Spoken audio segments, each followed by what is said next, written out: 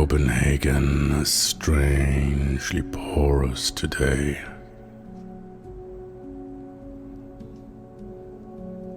The city embraces me in its well-oiled infrastructure. Rigid railway, steel framework and modern commutes with crystal-clear voiceovers and obnoxious infomercials. I reek of regret and of bitterness this morning. It is easy to smell, see, and to notice the decay setting in through the lines of turmoil on my forehead. They start to crack as I grimace Happy New Year to a bypasser with a beer in his hand, and the contorted scowl on my face overflows with the blight. The bitter taste of torment in my mouth and the trails from my sunken brows can easily be traced to a past I'd rather forget. It will surely give me away any minute. The hounds have already sniffed me out.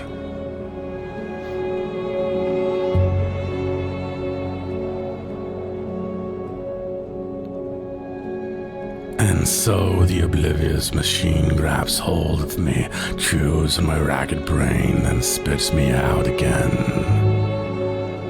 I plummet endlessly through the all too familiar surroundings of crumbling buildings with mundane masonry or eclectic architecture that house nothing but hollow human husks. And I fall from who I was sure I had become these days, back to a time littered with stories of a mythical potential for heroism, one that never grew big enough to forge the bravery needed for me to conquer this world. And through the bloody battles, I only ever lost sight of the dreams that once built this fortress, which now just accommodates the lonely tales of what could have been.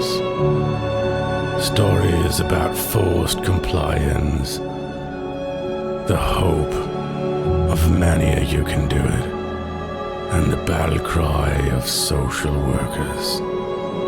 Why don't you try again? You're young and intelligent. The only possible outcome was me losing this war and being left near death in the bloodshed of the battlefield.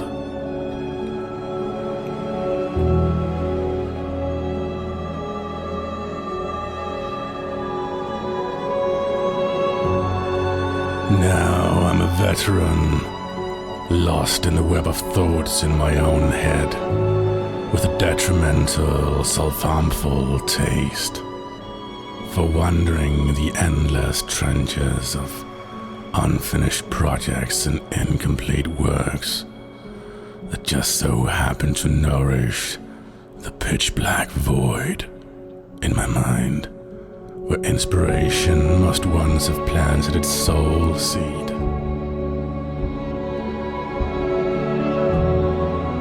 But the branches don't grow in the obsidian gloom, and I have yet to find a torch that can light these hallways without igniting the fumes that drench the air with that elusive motivation. Flames always burn bright while they devour every word and sentence over and over, again and again, cliché-ridden and in a blaze of glory, till silence and blackness eclipse the blissful radiance, and history repeats ad nauseam.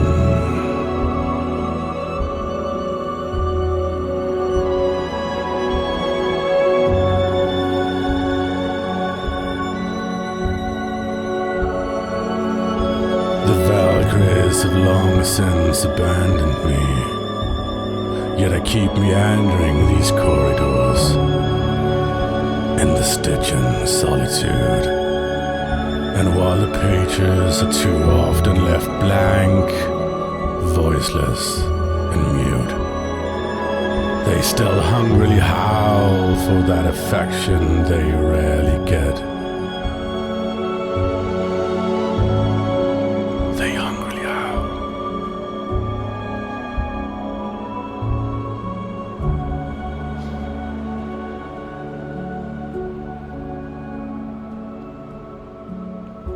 Perhaps I should just write graffiti on a wall somewhere in the city. I was here. That's quite a lot easier than making an impact on the world.